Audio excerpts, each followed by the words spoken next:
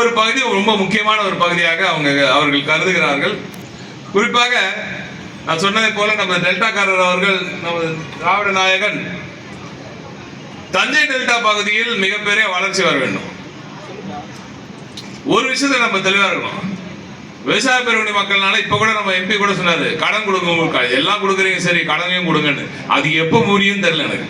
அது என்னைக்கு அந்த கடன் கொடுங்கன்ற அந்த வார்த்தை நம்ம கேட்க தேவையில்லைன்ற ஒரு நிலை வருதோ அன்னைக்குதான் திராவிட முன்னேற்ற கழகத்தின் இந்த பணி வெற்றி அடைந்ததாக திராவிட நாயகன் அவர்கள் நிச்சயமாக கருதுவார்.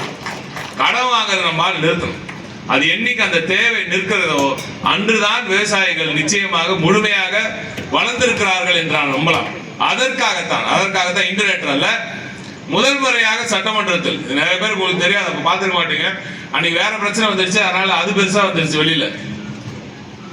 முன்னாள் முதலமைச்சர் அவர்கள் அம்மையார் அவர்கள் சட்டமன்றத்தில் வந்து ஒரு முறை கூட வாதாடும் போது அவங்க கடைசி அவங்க மறைவிட்டார்கள். மறைவுக்கு சற்று முன்னர் 2016ஆம் ஆண்டு ஒரு முறை டிபேட்ல அப்ப பேசும்போது, மை டியர் யங் மேன், எனக்கு தெரியும் இதெல்லாம், நீ உட்காரு அப்படின்ற மாதிரி அவங்க பேசினாங்க.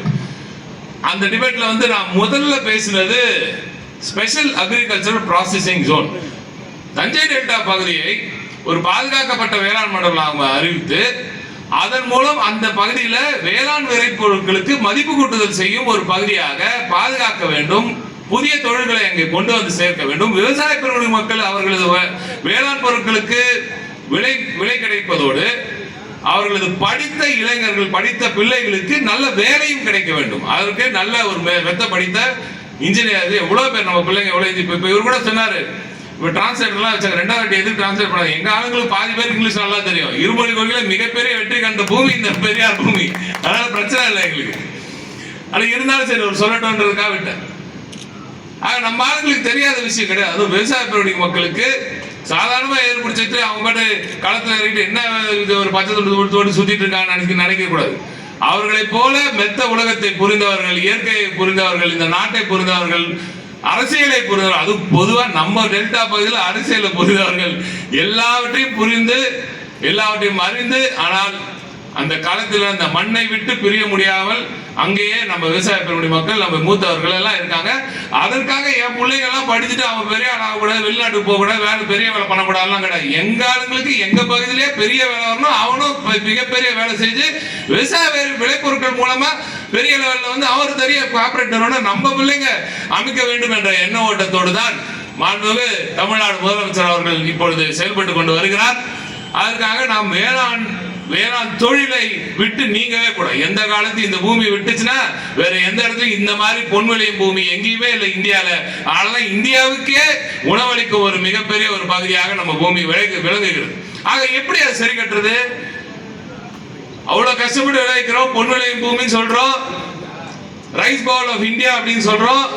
ஆனா கடைசியில நம்ம வீட்டுக்கு என்ன வருது? கடன் வாங்குறது. என்னைக்கு அடுத்த கிராப்புக்கு, அடுத்த விளைச்சலுக்கு கடனை கொடுங்கன்ற கேட்கிற நிலைமை. இது எவ்வளவு பெரிய கொடுமை பாருங்க. ஆக இது எப்படி செய்யப்படுறது? வெறும் நெல்லா மட்டும் இல்லாம, வெறும் அரிசியா மட்டும் இல்லாம அங்கேருந்து மதிப்பு கூட்டுதல் பண்ணணும். வெறும் பாமாயில் மட்டும் இது கொண்டாம அங்கேருந்து மதிப்பு கூட்டுதல் பண்ணணும்.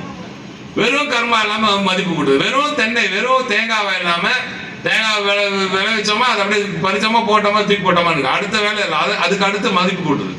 இந்த மதிப்பு கூட்டுதல்ல தான் இந்தியா மிகப்பெரிய அளவுல பின்தங்கி இருக்கு. இப்போ நம்ம என்ன இப்ப பிரச்சனைக்கே வரும். எடிபிள் ஆயில்ல நம்ம வந்து கிட்டத்தட்ட 60% வந்து இம்போர்ட் செஞ்சுட்டு இருக்கோம்.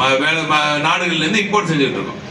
ஆகவே தான் கொஞ்சம் கொஞ்சமாக தென்னை, நம்ம தேங்காய் எண்ணெயை நம்ம பிடிஎஸ்லையும் சேர்க்கணுன்ற ஒரு மிகப்பெரிய கோரிக்கையை மாண்புமிகு திராவிட நாயகன் அவர்களிடம் வைத்திருக்கிறோம். இப்ப அது வெகு விரைவில் அது நடக்க போகுது. அதே மாதிரி கிரவுண்ட் நட்டு, வேர்க்கடல இருந்து எடுத்து கடல எண்ணெயை கொண்டு போய் நம்ம பிடிஎஸ்ல சேர்க்கணுன்ற அந்த கோரிக்கையும் வலுத்து வருகிறது. அதையும் சேர்ப்பதற்கான வேலையை செய்து வருகிறோம். இப்படி ஒவ்வொரு விவசாயியின் அந்த விளைபொருட்களை மதிப்பு கூட்டுதல் செய்து அதை அரசும் கொள்முதல் செய்ய வேண்டும் என்ற அந்த கோரிக்கையும் திராவிட நாயகன் அவர்கள் செய்து வருகிறார்.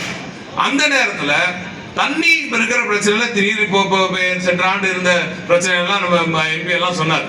அப்ப தண்ணீரை சிறிது கம்மி பண்ண, அந்த தேவையை கம்மி பண்ணிட்டு லோ வாட்டர் இம்பாக்ட் இருக்கிற அளவுக்கு, கிளைமேட் இப்ப இருக்கிற காலச்சூழல் எப்படி வந்து ஒட்டுமொத்த கிளைமேட் சேஞ்ச் எப்படி இருக்குன்றதெல்லாம் உங்களுக்கு எல்லாம் நல்லா தெரியும். விவசாய பெருங்குடி மக்கள் மழை எப்போ எந்த காலத்துல வருது, எப்போ மழை வெயில் அடிக்குதுன்னே தெரிய மாட்டேது. அப்படி எல்லாம் மாறி வரும் இந்த கால சூழ்நிலையில், தட்பவெப்ப நிலையில் தண்ணீரின் தேவையையும் நாம் குறைக்க வேண்டும். அதனால தண்ணீர் கம்மியா தேவைப்படுற ஒரு சில கிராப்ல இப்ப நம்ம வந்து நிலத்தடி நீரை மட்டுமே பல இடத்துல நம்பி இருக்கோம். அந்த மாதிரி பகுதியில் இப்படி இந்த பாமாயில் போன்ற புதிய ரக விவசாயத்தை நோக்கி நாம் சென்றோம் என்றால் நாட்டுக்கும் அதன் மூலம் மிகப்பெரிய ஒரு நல்லது நடக்குது. அதை தாண்டி இந்த விவசாய பெருங்குடி மக்களுக்கு மிகப்பெரிய வருமானமும் வருது. முதல் ஆண்டு உங்களுக்கான அந்த கடனை நிச்சயமா கொடுத்துருவாங்க, அதுல பிரச்சனை இல்லை. அடுத்த ஆண்டு நீங்க கடன் வாங்காத அளவுக்கு அந்த இடத்துல இருந்து விளைச்சல் வருவதையும் உறுதி செய்யும் விதமாக இந்த கோத்ரேஜ் நிறுவனம் இங்க இந்த திட்டத்தை கொண்டு வந்து சென்றால்